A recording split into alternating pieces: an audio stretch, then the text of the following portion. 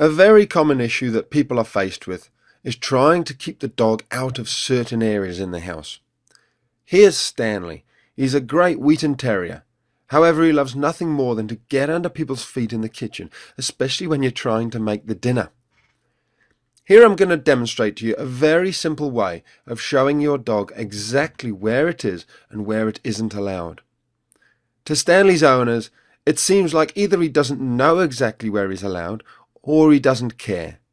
I'd suggest it actually is a little bit of both. So if this is the line where you don't want the dog to go into the kitchen, the dog can't really see exactly where it is. We have it in our own minds as to where we think it is. But to make it really clear to the dog, all we're going to do is put down some sticky tape. It's crucial that there's a very obvious line for your dog, such as a change in the floor surface from wood to carpet. If there isn't, you need to make a clear dividing line using tape. Don't worry, it doesn't have to be forever. All we're going to do is kind of encourage him to come in.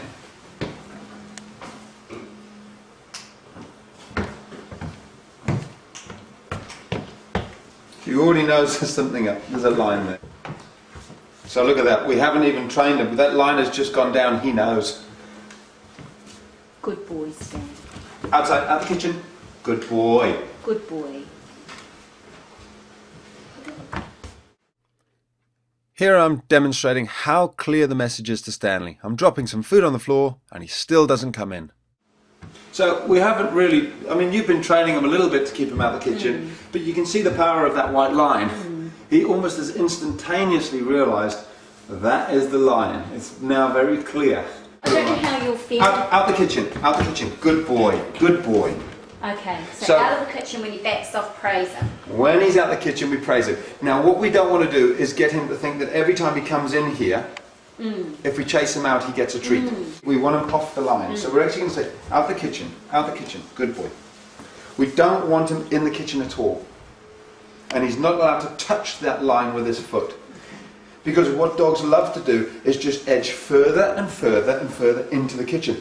That has said to him, you don't even stand on the line. Okay. And he's saying, look, oh.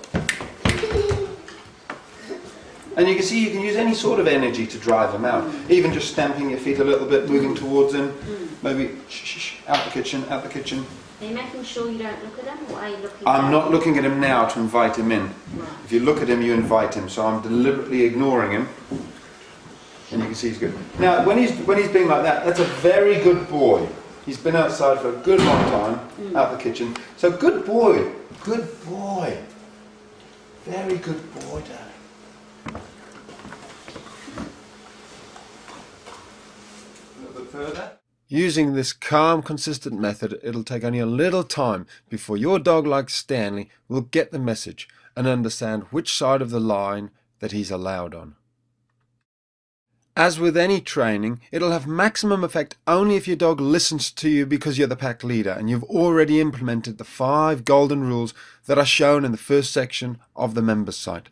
If you aren't a member yet, then hopefully this will give you a clearer idea of how to communicate to your dog and how willing they are to listen to you when they respect all your decisions.